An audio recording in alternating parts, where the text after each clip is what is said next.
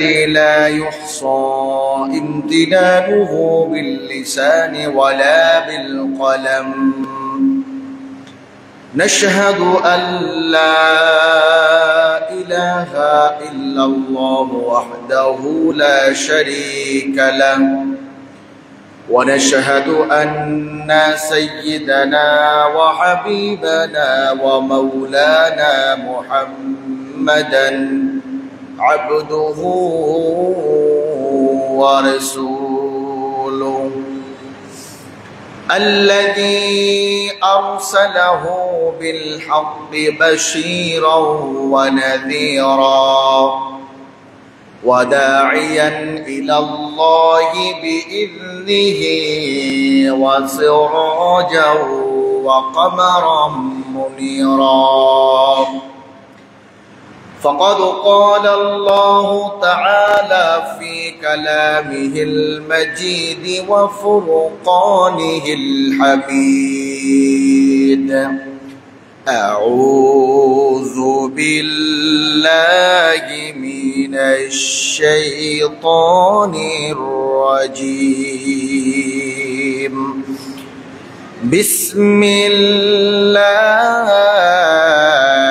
الرحمن الرحيم. ألف لام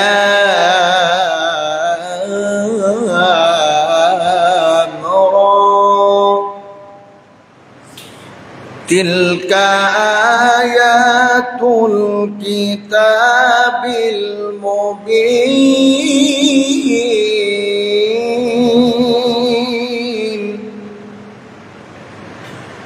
إنا أنزلناه قرآنا عربيا لعلكم تعقلون.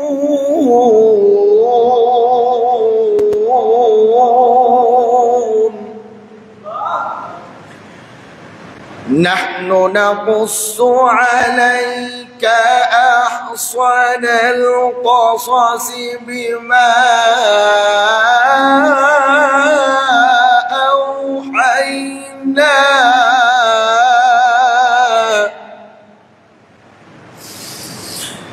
أحسن القصص بما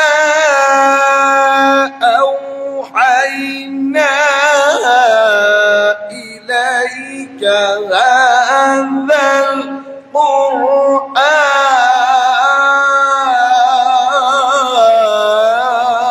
القرآن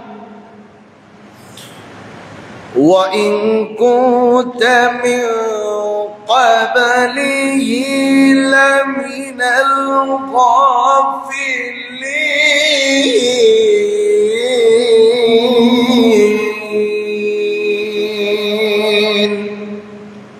صدقت يا رب العالمين.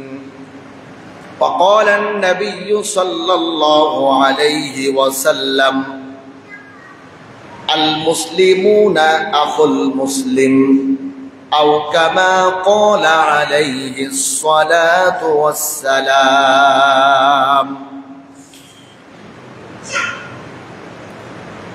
وقال تعالى في شان حبيبه: إن الله وملائكته يصلون على النبي يا أيها الذين آمنوا صلوا عليه وسلموا تسليما. اللهم صل على محمد وعلى آل محمد كما صليت على إبراهيم وعلى آل إبراهيم إنك حميد مجيد. اللهم بارك على محمد وعلى آل محمد كما باركت على إبراهيم وعلى آل إبراهيم إنك حميد مجيد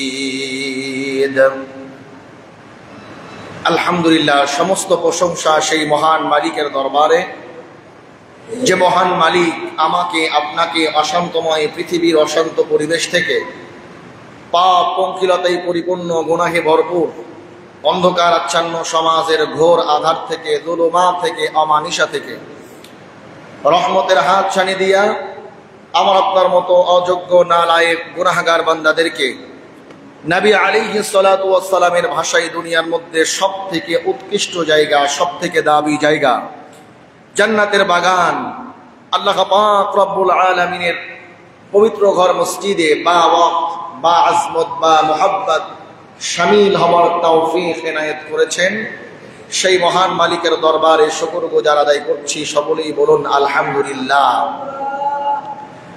লাখ কোটি দরুদ ও সালাম বর্ষিত হোক সাইয়্যিদুল মুরসালিন খাতামুন নবিয়্যিন আহমদে মুস্তাফা মুহাম্মদে মুস্তাফা মুহাম্মাদুর রাসূলুল্লাহ। সকলেই বলি সাল্লাল্লাহু আলাইহি ওয়াসাল্লাম। প্রথমেই আল্লাহ তাআলার দরবারে শুকরিয়া আদায় করছি। আমাদের এই মসজিদটা কেমন যেন একটু অপূর্ণতা ছিল, তো এই থাই গ্লাস লাগানোর কারণে মনে হচ্ছে এটা পূর্ণতা পেয়েছে।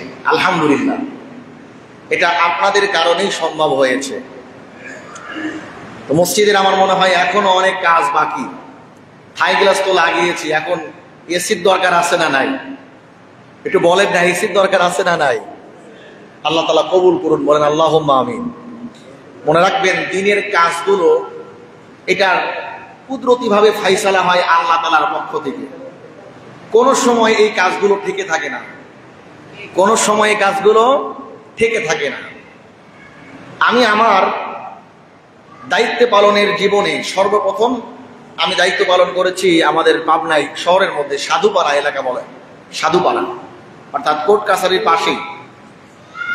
আমি যখন ওই মসজিদে দায়িত্ব নেই তখন আমি ছাত্র, আমার দায়িত্ব ছিল মুয়াজ্জিনের দায়িত্ব, মুয়াজ্জিন প্লাস ইমাম, খতিব আলাদা ছিলেন। আমি ছাত্র ছিলাম, মাদ্রাসায় পড়তাম, মাদ্রাসা থেকে এসে আজান দিতাম, নামাজ পড়াতাম। ছাত্র জীবন থেকে আমি দায়িত্ব পালন করে নিজের খরচ নিজে চালিয়ে লেখাপড়া করেছি। আমি যখন ওই মসজিদে চাকরি নেই তখন মসজিদটা সাবরা ঘর, নিচে পাকা আর বেড়া এবং চাল, এটা টিনের চামড়া ঘর। যেহেতু ছাত্র ছিলাম, কষ্ট করে সেখানে থাকতাম আর দায়িত্ব পালন করতাম। ওই মসজিদের কাজ যখন শুরু করব, ওই সময় মসজিদ কমিটি কাজ হাতে নিবেন সাহস পান না। কারণ তারা যেই পরিকল্পনা হাতে নিবেন, ইঞ্জিনিয়ার তাদেরকে এস্টিমেট দিয়েছে 30 থেকে 35 লক্ষ টাকা লাগবে। ওই সময় মসজিদ ফান্ডে টাকা আছে মাত্র 1.5 লক্ষ টাকা। কত? 1.5 লক্ষ টাকা। তারা কাজ হাতে করতে সাহস পান না। আমি আমার এক উস্তাদের সঙ্গে পরামর্শ করলাম। আমার উস্তাদ বললেন, তুমি তোমার মসজিদ কমিটিকে হিম্মত নিয়ে কাজ শুরু করতে বলো, আল্লাহ তাআলা এর ব্যবস্থা করে দিবেন। সুবহানাল্লাহ বলুন। আমি মসজিদ কমিটিকে বললাম, তখন তো ছোট মানুষ, গুরুত্ব তো এমনিই ইমামদের গুরুত্ব কম থাকে, গুরুত্ব দেন না। আমি এক পর্যায়ে জোর জবরদস্তি করলাম, কারণ আমি যার থেকে পরামর্শ নিয়েছি তারা বড় বড় মসজিদ মাদ্রাসার খেদমত করেন, ওনাদের হিম্মত আছে, অভিজ্ঞতা আছে। হুজুর আমাকে বললেন, আল্লাহ তাআলার ঘরের কাজ থেকে থাকবে না, হিম্মত করে শুরু করতে বলো, দেখবে ইনশাল্লাহ হয়ে যাবে। একটা পর্যায়ে 1.5 লক্ষ টাকা নিয়ে আমরা মসজিদ ভেঙে ফেললাম, কাজ শুরু করলাম। 1 বছরের মাথায় 32 লক্ষ টাকার কাজ করার পরে আমি ওখান থেকে এসেছি। কত টাকা? 32 লক্ষ টাকার কাজ করার পরে আমি ওখান থেকে এসেছি। তো আসার পিছনে একটা ইতিহাস আছে। এমন ইতিহাস বহু মসজিদে ঘটে। যখন মসজিদ ছাবরা ঘর থাকে তখন ছোট হুজুরকে কদর করে, তো মসজিদ যখন বড় হয়ে যায় তখন তার কি অবদান এটা মনে রাখে না। অনেক মসজিদ আছে, সব মসজিদের কথা বলতেছে না। মসজিদ যখন বিশাল মসজিদ হয়ে গেল, টাইলস করা, এয়ার কন্ডিশন করা, চাকচিক্যময়। তখন তারা চিন্তা করতে লাগলো এই ছোট হুজুর দিয়ে হবে না। তখন তো আমি ছাত্র, কেবলমাত্র হেফজ শেষ করে কিতাবখানায় উঠেছি, অর্থাৎ লেখাপড়া শুরু করেছি। তো তখন আর সেখানে থাকা হলো না, চলে আসলাম আর এক মসজিদের খেদমতে। তো যাই হোক, আমি এটা বলতেছিলাম এই জন্য যে অনেক সময় আমরা ভয় পাই, কিন্তু হিম্মত নিয়ে শুরু করলে দ্বীনি প্রতিষ্ঠানগুলো ঠেকে থাকে না, হয়ে যায়। এজন্য আল্লাহর ঘর মসজিদকে চাকচিক্যময় করার জন্য, স্বস্তির সাথে ইবাদত করার জন্য, বন্দেগী করার জন্য আমাদেরকে যা করা দরকার আমরা করবো ইনশাল্লাহ। হিম্মত করে শুরু করব, দেখা যাবে এক সময় হয়ে যাবে। কথা বলেন ঠিক কিনা? আমরা খাস করে দোয়া করি ওই সমস্ত ভাইদের জন্য যারা এই কাজে সহযোগিতা করেছেন। যারা সহযোগিতা করতে পারেন নাই তাদের জন্য আমরা দোয়া করি, আল্লাহ যেন তাদেরকেও এই কাজে সহযোগিতা করার তৌফিক দান করেন। বলেন আল্লাহুম্মা আমিন। সম্মানিত উপস্থিতি, কোরআনুল কারীম থেকে, কোরআনুল কারীমের 12 নম্বর সূরা সূরাতু ইউসুফের প্রথম দিক থেকে কিছু আয়াতে কারিমা আমি আপনাদের খেদমতে তেলাওয়াত করেছি। আল্লাহ পাক রব্বুল আলামিন সূরাতু ইউসুফ, যেটি মক্কায় আল্লাহ তাআলা নাজিল করেছিলেন, অর্থাৎ আল্লাহ নবীর যেই 13 বছর মক্কার জিন্দেগি, সর্বশেষ বছরে এই সূরাটি নাজিল হয়েছে। 111টি আয়াত সূরাতু ইউসুফ। আল্লাহ পাক রব্বুল আলামিন এটাকে আশ্চর্যজনক একটি ঘটনা বলেছেন, চমৎকার ঘটনা বলেছেন, আল্লাহ নিজেই বর্ণনা করেছেন। মনে রাখবেন, কোরআনুল কারীমের মধ্যে সর্বমোট 25 জন নবীর আলোচনা হয়েছে। কতজন নবীর? 25 জন নবীর নাম পাওয়া যায়, নাম ধরে আলোচনা করেছেন 25 জন নবীর। কোরআনুল কারীমের মধ্যে যেখানেই আল্লাহ তাআলা পূর্ববর্তী নবী রাসূলদের আলোচনা করেছেন, বিক্ষিপ্তভাবে আলোচনা হয়েছে। হয় কোরআনের প্রথম পারায় কিছু আলোচনা, আবার 10 নম্বর পারায় কিছু আলোচনা, আবার 30 নম্বর পারায় কিছু আলোচনা, বিক্ষিপ্তভাবে আলোচনা হয়েছে। এই 25 জন নবীর আলোচনায় বিক্ষিপ্তভাবে হয়েছে। এক জায়গায় একেবারে একটা নবীর ঘটনা, একটা নবীর গোটা জিন্দেগি নিয়ে আলোচনা এক জায়গায় এভাবে হয় নাই।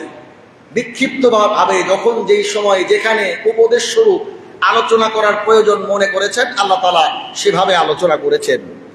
কিন্তু শুধুমাত্র সূরাতু ইউসুফ, নবী ইউসুফ আলাইহিস সালামের জীবন বৃত্তান্ত আল্লাহ তাআলা সূরা ইউসুফের মধ্যে শুরু থেকে শেষ পর্যন্ত তার জিন্দেগির পুরো আলোচনা আল্লাহ তাআলা এক জায়গায় করেছেন। বলেন সুবহানাল্লাহ।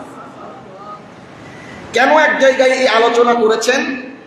কারণ ইউসুফ আলাইহিস সালাতু ওয়াস সালামের জিন্দেগির মধ্যে এমন কিছু আমাদের জন্য দিক নির্দেশনামূলক বিষয় রয়েছে, এমন কিছু উপদেশ রয়েছে, যদি আমরা সেগুলোকে গ্রহণ করে নেই তাহলে আমাদের জীবনও পয়গম্বর ইউসুফ আলাইহিস সালাতু ওয়াস সালামের মতোই দামি হয়ে যাবে। বলেন সুবহানাল্লাহ। তাহলে যে সূরাটি আমি আপনাদের খেদমতে তেলাওয়াত করেছি, সূরাতু ইউসুফ, মূলত ইউসুফ আলাইহিস সালামের জীবনে নিয়ে আজকে আমরা আলোচনা করব। ইউসুফ আলাইহিস সালামের জীবনী থেকে আমাদের কি শিক্ষা, সেই শিক্ষা আজকে আমরা গ্রহণ করব। বলেন ইনশাআল্লাহ। কোরআনুল কারীমের 12 নম্বর সূরা, 111 আয়াত সম্বলিত এই সূরা, যেখানে আল্লাহ তাআলা ইউসুফ আলাইহিস সালামের জীবনের শুরু থেকে শেষ পর্যন্ত আলোচনা করেছেন, এবং এই আলোচনাকে আল্লাহ তাআলা সুন্দর ঘটনা বলে আখ্যায়িত করেছেন। আল্লাহ পাক রব্বুল আলামিন নিজেই বলতেছেন, নাহনু নাকুসু আলাইকা আহসানাল কসাসি বিমা আওহাইনা ইলাইকা হাদাল কুরআন ওয়া ইন কুনতা মিন ক্বাবলিহি লামিনাল গাফিলিন। আল্লাহু আকবার বলেন। আল্লাহ পাক রব্বুল আলামিন বলতেছেন, নবীকে উদ্দেশ্য করে বলতেছেন, হে নবী, নাহনু নাকুসু আলাইকা আহসানাল কসাসি বিমা আওহাইনা ইলাইকা হাদাল কুরআন। আমি আপনার নিকট উত্তম কাহিনী বর্ণনা করেছি, যেমন আমি কোরআনকে আপনার উপর অবতীর্ণ করেছি। আল্লাহু আকবার বলেন। এই আয়াতটা খুব ভালো করে আমাদেরকে বুঝতে হবে। আল্লাহ তাআলা কি মেসেজ আমাদেরকে দিলেন? নবীকে ডেকে বলতেছেন, হে নবী, আমি আপনার নিকট উত্তম কাহিনী বর্ণনা করেছি, যেমন ভাবে আপনার উপরে আমি কোরআনকে নাজিল করেছি। আল্লাহ তাআলা পয়গম্বর ইউসুফ আলাইহিস সালাতু ওয়াস সালামের এই জীবন বৃত্তান্তকে কোরআন নাজিলের সঙ্গে উপমা দিলেন, কোরআন নাজিলের সঙ্গে তিনি তুলনা করলেন। মুসলমান বন্ধুগণ, আল্লাহ তাআলা এই ঘটনাকে কোরআন নাজিলের সঙ্গে কেন তুলনা করলেন খুব ভালো করে বুঝতে হবে। কারণ এই ঘটনার মধ্যে আমাদের জন্য এমন কিছু উল্লেখযোগ্য বিষয় রয়েছে, এমন কিছু উপদেশ রয়েছে, এমন কিছু দিক নির্দেশনামূলক বিষয় রয়েছে, যেগুলোকে আমরা ফলো করলে, আমার জীবনের মধ্যে অ্যাপ্লাই করলে আল্লাহ তাআলা পয়গম্বর ইউসুফ আলাইহিস সালাতু ওয়াস সালামকে যেমন ভাবে দামি বানিয়েছেন, আমাদেরকেও আল্লাহ তাআলা তেমন দামি বানিয়ে দিবেন। বলেন সুবহানাল্লাহ। কি দিক নির্দেশনামূলক বিষয় রয়েছে? বিশেষ করে তিনটা বিষয় হযরত ইউসুফ আলাইহিস সালামের এই জীবনী থেকে আমরা গ্রহণ করতে পারি। এক নাম্বার, ঘটনার যেখানে শুরু, ইউসুফ আলাইহিস সালাম একটা স্বপ্ন দেখলেন। এই স্বপ্নটা তার বাবার কাছে বললেন। বাবা তাকে বললেন, হে বৎস, আমার ছেলে, তুমি যে স্বপ্ন দেখেছ, এই স্বপ্ন যদি তুমি তোমার ভাইদের কাছে বলো তাহলে কিন্তু বিপদ। খবরদার, তুমি তোমার ভাইদের কাছে এই স্বপ্নের কথা বলবে না। যদি এই স্বপ্নের কথা তোমার ভাইদের কাছে বলো তাহলে তোমার ভাইরা হিংসা করবে, তোমাকে ধ্বংস করতে চাইবে, তোমাকে হত্যা করতে চাইবে। খবরদার, এই স্বপ্নের কথা তুমি তোমার ভাইদের কাছে বলবে না। আমার ভাইরা, ইউসুফ আলাইহিস সালাম কি স্বপ্ন দেখলেন, আর এই স্বপ্ন বললে কি ক্ষতি হবে, কি ক্ষতি হতো, ভাইরা কি করবেন, এই আলোচনাই হলো প্রথম আলোচনা। খুব ভালো করে বুঝবেন, ইউসুফ আলাইহিস সালাম সহ তারা ভাই ছিলেন মোট 12 জন। মনে রাখবেন, ইতিহাস আমাদের জানা দরকার। আমরা তো কত ইতিহাস চর্চা করি, কিন্তু ইসলামের ইতিহাস আমরা জানি না। কথা বলেন ঠিক কিনা? ইউসুফ আলাইহিস সালামকে নিয়ে ভুল একটা তথ্য আমাদের মাঝখানে দেওয়া হয়, বলে ইউসুফ জুলাইখার প্রেম কাহিনী। বলা হয় কি হয় না? মনে রাখবেন, ইউসুফ আলাইহিস সালাম একজন পয়গম্বর ছিলেন, তার উপরে আঙ্গুল উঠানো, অভিযোগ তোলার কোনো অধিকার কারো নাই। ইউসুফ আলাইহিস সালাম বিবাহ বহির্ভূত সম্পর্কে জ্বলাবেন, এটা তো কল্পনাও করা যায় না। অথচ বলা হয় ইউসুফ জুলাইখার প্রেম কাহিনী। কথা বলেন ঠিক কিনা? মূলত ইউসুফ আলাইহিস সালাম প্রেমে জড়ান নাই, কোন নারীর প্রতি আসক্ত হন নাই। জুলাইখাই ইউসুফের উপরে আসক্ত হয়ে তাকে কুপ্রস্তাব দিয়েছিল। কথা বলেন ঠিক কিনা? সঠিক ইতিহাস আমাদেরকে জানতে হবে। তো ইউসুফ আলাইহিস সালাম 12 ভাই ছিলেন, অর্থাৎ তারা আপন ভাই 2 জন, ইউসুফ এবং বনিয়ামিন। ওনারা এক মায়ের গর্ভে 2 ভাই।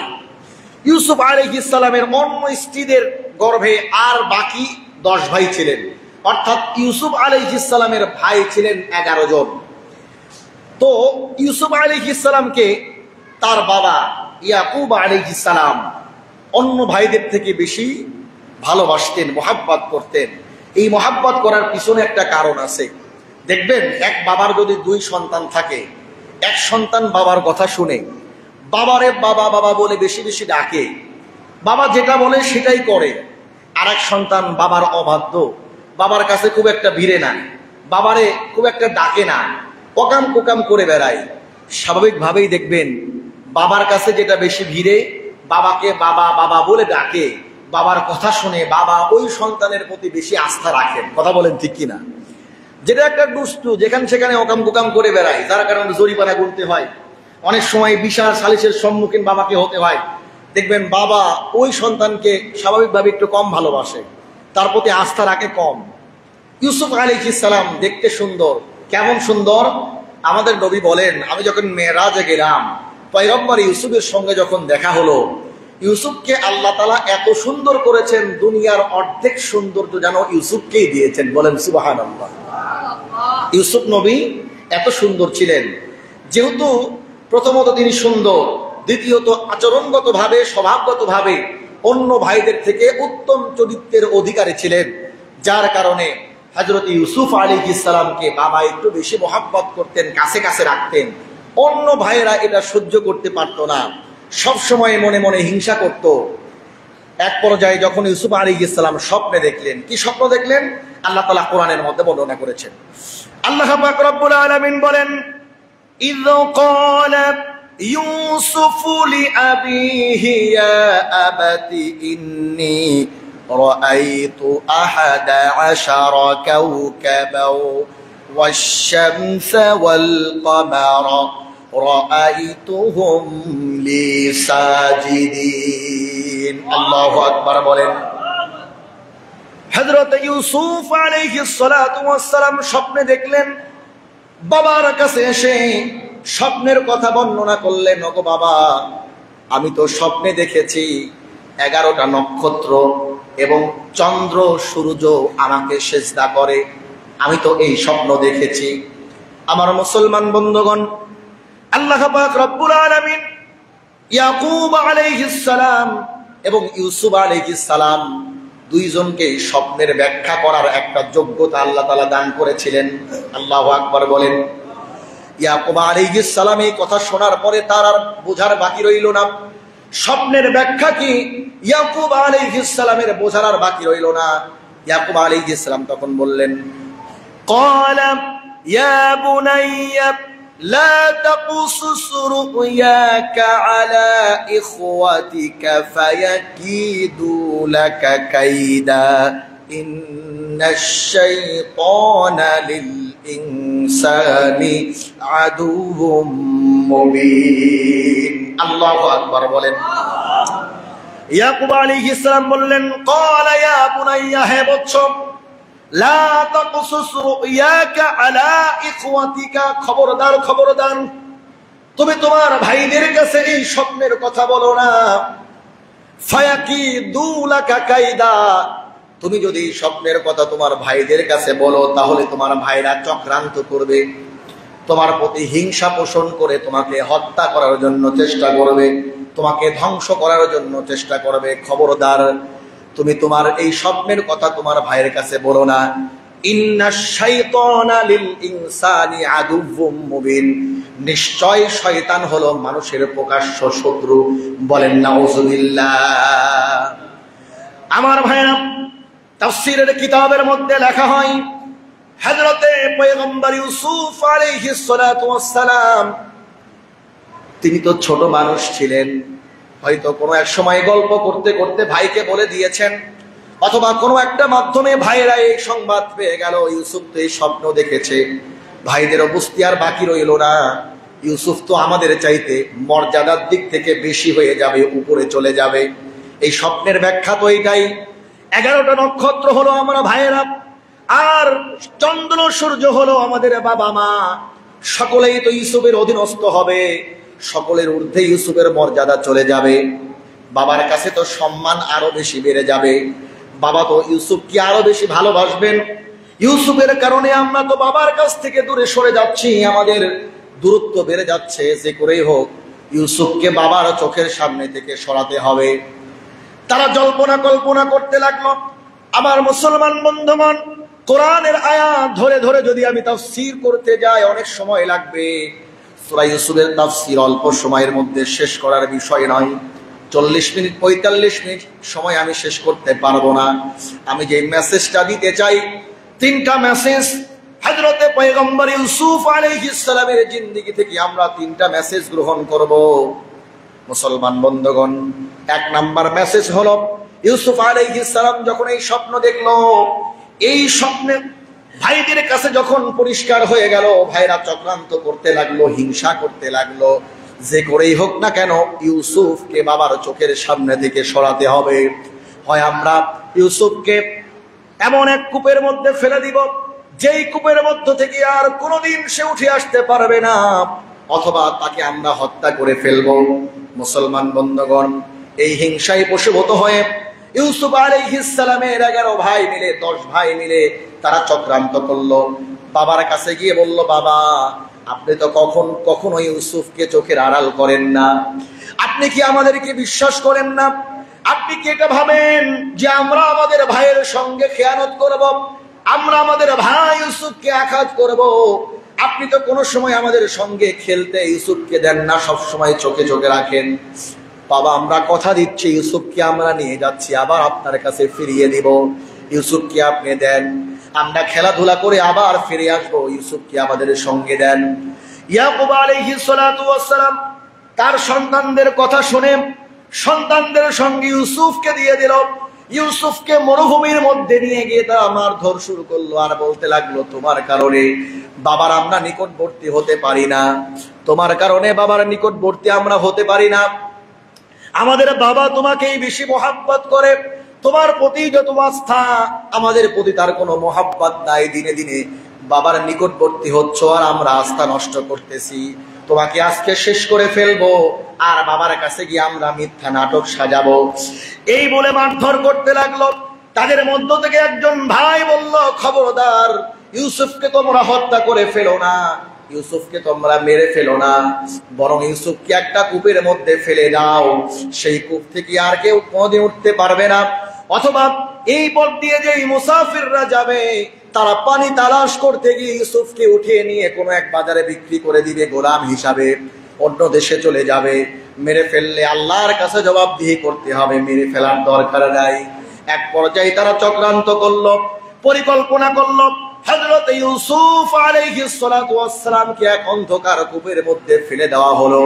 আল্লাহ পাক রব্বুল আলামিন পয়গম্বর ইউসুফ আলাইহিস সালামকে সেই কূপের মধ্যে হেফাজত করলেন। একটা পাথরকে পানির মধ্য থেকে উঠিয়ে দিলেন। ইউসুফ আলাইহিস সালাম পাথরের মধ্যে দাঁড়িয়ে গেলেন। আমার মুসলমান বন্ধুগণ, এমন এক কূপের মধ্যে পয়গম্বর ইউসুফ আলাইহিস সালামকে ফেলা হলো, যেই রাস্তা দিয়ে, যেই জঙ্গলের পাশ দিয়ে কখনো কোনোদিন মুসাফির যায় না। আল্লাহ পাক রব্বুল আলামিন একটা কাফেলাকে পথ ভুলিয়ে দিলেন। কাফেলাটা পথ ভুলে মরুভূমির সেই জঙ্গলের মধ্যে ঢুকে গেল। ঢুকে যাওয়ার পরে তারা পানি তালাশ করতে লাগলো। আমার মুসলমান বন্ধুগণ, তালাশ করতে করতে ওই অন্ধকার কূপের কাছে চলে আসলো। যখন কূপের মধ্যে তারা পানি তোলার জন্য বালতি ফেললো, বালতি যখন উপরের দিকে তোলে, উপরের দিকে তুলতেই দেখে চাঁদের মতো ফুটফুটে একটা সন্তান চিৎকার দিয়ে বলতে লাগলো, হ্যাঁ, একটা গোলাম পেয়েছি, যেই গোলামকে আমরা বাজারে বিক্রি করে অনেক স্বর্ণ মুদ্রা পাবো। বলেন সুবহানাল্লাহ। ইউসুফ আলাইহিস সালামকে আল্লাহ তাআলা একটা কাফেলার হাতে দিয়ে দিলেন। অনেক লম্বা চওড়া ঘটনা। আমি শুধু এখান থেকে কিছু মেসেজ বের করে আপনাদেরকে দেওয়ার চেষ্টা করব। ওই কাফেলার দলেরা যখন ইউসুফ আলাইহিস সালামকে উপরে উঠিয়েছে, ওই ভাইয়েরা 10 ভাই কিছু দূরেই ছিল, লুকায়া ছিল। তারা ছুটতে ছুটতে আসলো, চিন্তা করলো, এই সুযোগকে আমরা কেন হাতছাড়া করব? ইউসুফকে যদি তাদের কাছে বিক্রি করে কিছু আমরা স্বর্ণ মুদ্রা পাই, এটাও তো আমাদের জন্য লাভজনক হবে। এক পর্যায়ে তারা তার কাছে গেল। ওই কাফেলার প্রধান, তাফসীরের কিতাবের মধ্যে তার নাম উল্লেখ করা হয়েছে, যার নাম হলো মালিক। এই মালিক নামক ব্যক্তি যখন ইউসুফ আলাইহিস সালামকে বালতিতে করে উঠিয়েছে, এখন 10 ভাই এসে হাজির। বলে, এই যে বৎসকে দেখো, ছেলেটাকে দেখো, এটা আমাদের গোলাম, অবাধ্য গোলাম, সে আমাদের থেকে পালায়ন করে কূপের মধ্যে আশ্রয় নিয়েছে, একে তোমরা নিতে পারবে না। যদি নিতে চাও তাহলে আমাদের থেকে দস্তখত করে টাকার বিনিময়ে, মুদ্রার বিনিময়ে নিতে হবে। মালিক চিন্তা করলো, এত সুন্দর ফুটফুটে গোলাম, সাধারণভাবে গোলামরা তো সুন্দর হয় না, কুচ্ছি হয়, কালো হয়, দাঁতগুলো বড় হয়, ঠোঁটটা মোটা হয়, দেখতে ভালো দেখা যায় না। কিন্তু মালিক চিন্তা করলো, দেখে তো মনে হয় বুদ্ধিমান, আবার এত সুন্দর গোলামকে যদি আমরা বাজারে উঠাই তাহলে অনেক লাভে বিক্রি করা যাবে, সুতরাং এদের কাছ থেকে আমরা একটা বিনিময় কিনে নেই। 10 ভাই বুদ্ধি করে তারা গ্রহণ করলো মালিকের কাছ থেকে কিছু দিনার। এখন মালিক বলে যে, তোমরা যেই গোলাম আমার কাছে বিক্রি করলে, এর একটা দস্তখত, লিখিত একটা চুক্তিপত্র আমাকে দিতে হবে। ভাইরা একটা লিখিত চুক্তিপত্রও দিল।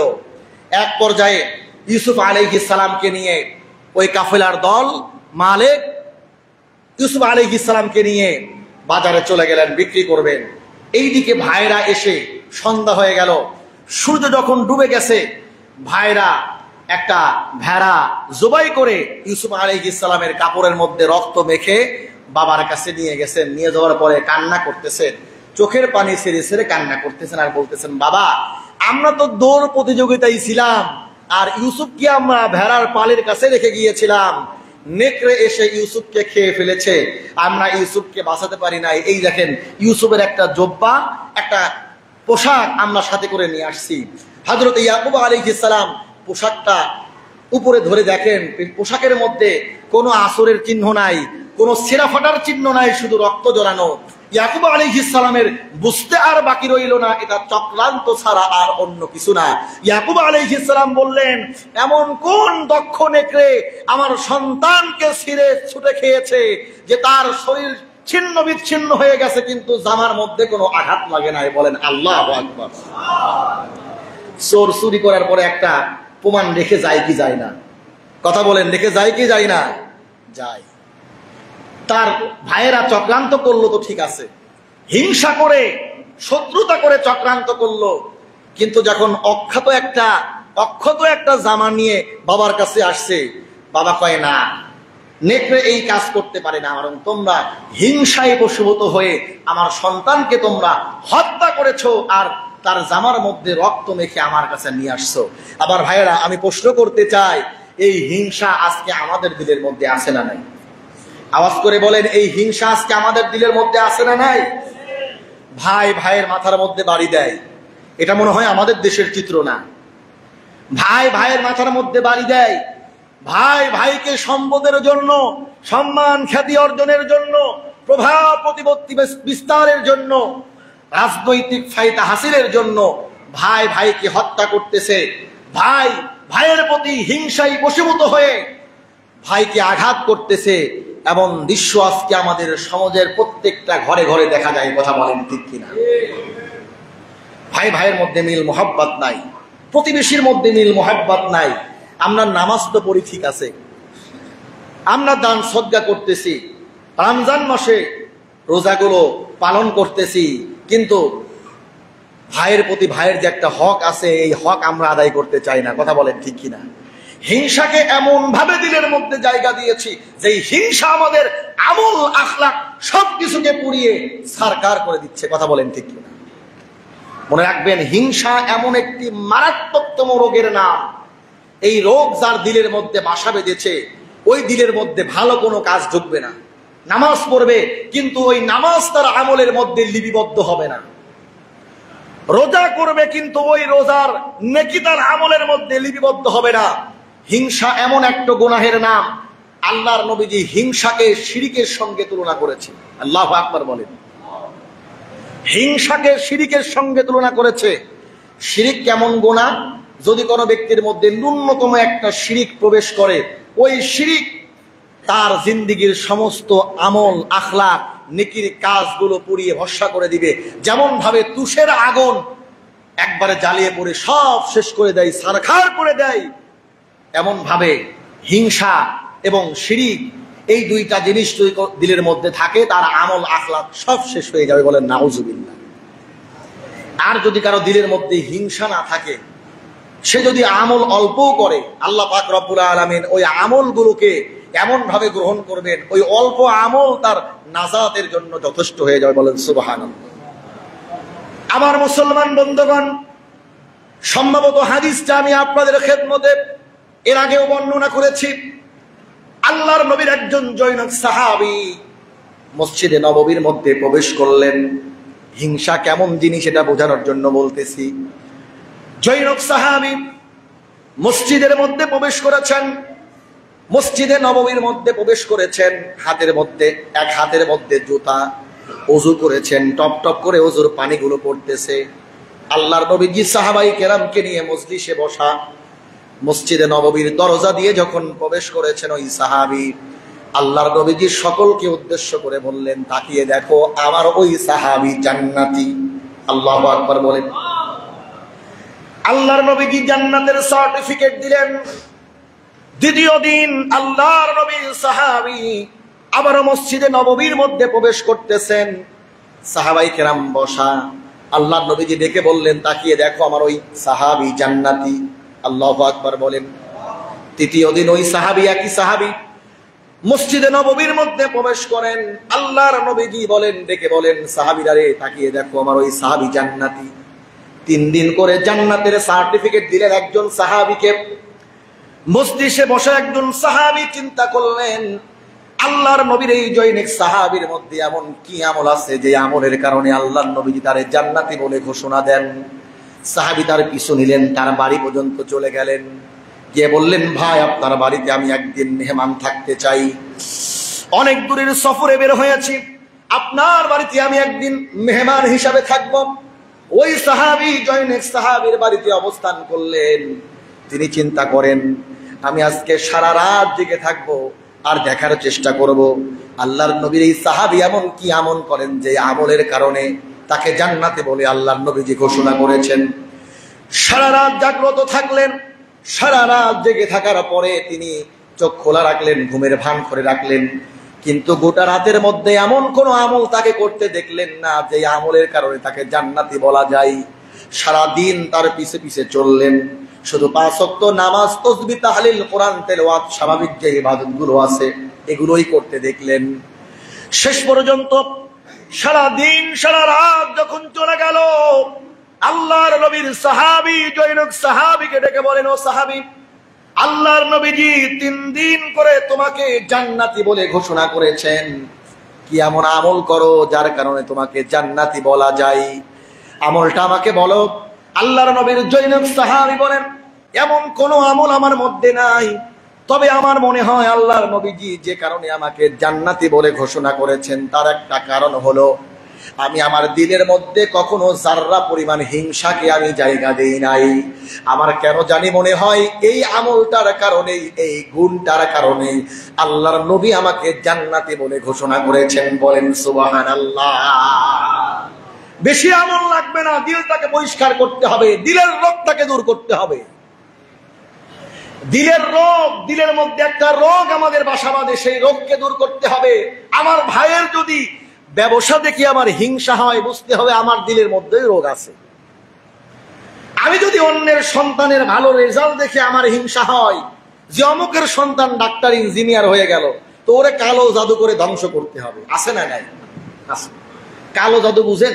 কালো জাদু, একজন আরেকজনের মধ্যে আরেকজনের সুখ ভালো লাগে না, তো কি করে যে আরেকজনের ঘরে সুখ শান্তি, স্বামী স্ত্রীর মধ্যে গন্ডগোল করার জন্য কালো জাদু করে, নষ্ট করে, মানুষ নষ্ট করে। এগুলো সত্য, আল্লাহর নবীকে জাদু করা হয়েছিল। ঘটনার একটা ওদিকে যাবো না, শুধু বলতেছি মনে রাখবেন এগুলো করে, এগুলোর জন্য বাঁচার জন্য আমল আছে। আমি একটা আমল আপনাদেরকে বলে দিই, মনে রাখবেন প্রতিদিন সকাল সন্ধ্যায় আমলটা করবেন। ফজরের নামাজের পরে 3 বার সূরা ইখলাস, 3 বার সূরা ফালাক, 3 বার সূরা নাস, এটা পড়ে হাতের মধ্যে ফু দিয়ে সারা গায়ের মধ্যে মেখে নেবেন। ফজরের পরে এবং মাগরিবের পরে সন্তানকেও এটা পড়ে ফু দিয়ে দিবেন। তো কোনো কালো জাদু, বান মারা বলেন আর জাদু করা বলেন, মানুষ নষ্ট করা বলেন, এগুলো করতে পারবে না। অনেক সময় দেখবেন ছোট বাচ্চারা কান্নাকাটি করে, খুব জিদ করে, সারা রাত ঘুমাতে দেয় না। আমার কাছ থেকে দোয়া লিখে নেবেন। আলহামদুলিল্লাহ, আজ পর্যন্ত এই দোয়াটা আমি যত মানুষকে লিখে দিয়েছি তারা আমাকে রিপোর্ট দিয়েছে, হুজুর এখন থেকে আমার সন্তান আর কান্না করে না। সুবহানাল্লাহ বলেন। হাদিস থেকে পাওয়া, মনে রাখবেন হাদিস, কোরআন থেকে তদবির, এটা বৈধ। তদবির 2 ধরনের আছে, একটা হলো শিরকি তদবির। তদবির 2 ধরনের আছে, একটা হলো হাদিস কোরআন থেকে, একটা হলো শিরকি ভাবে। হাদিস কোরআন থেকে তদবির, ঝাড়ফুঁক, এগুলো জায়েজ, বৈধ।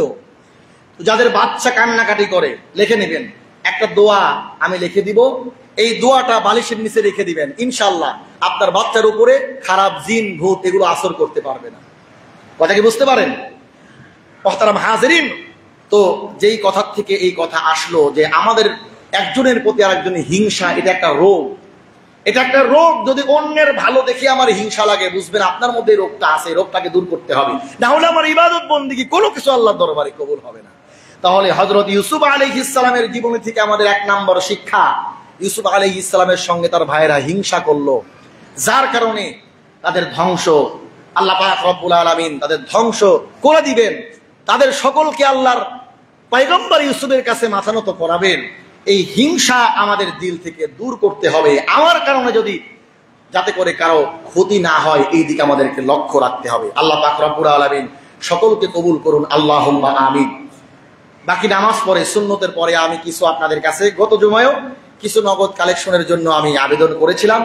বাকি নামাজের পরে 2-3 মিনিট সময় নেব, আপনারা একটু, আমি আশাবাদী, যেহেতু কাজ হয়ে গেছে অলরেডি, নগদ নগদ কাজ হয়ে গেছে, ব্যাপক একটা খরচ হয়েছে, সামনে আরো অনেক কাজ আছে। আমি আপনাদের কাছে একটু অনুরোধ করব, হাতটা বাড়াবো আল্লাহর ঘরের জন্য। আমরা সকলে দিল খুলে আমরা একটু সাদাকা করার জন্য আমরা সকলে প্রস্তুত থাকবো। আল্লাহ তাআলা কবুল করুন, আল্লাহুম্মা আমিন। যারা সুন্নত পড়েনি তাদেরকে সুন্নত করুন।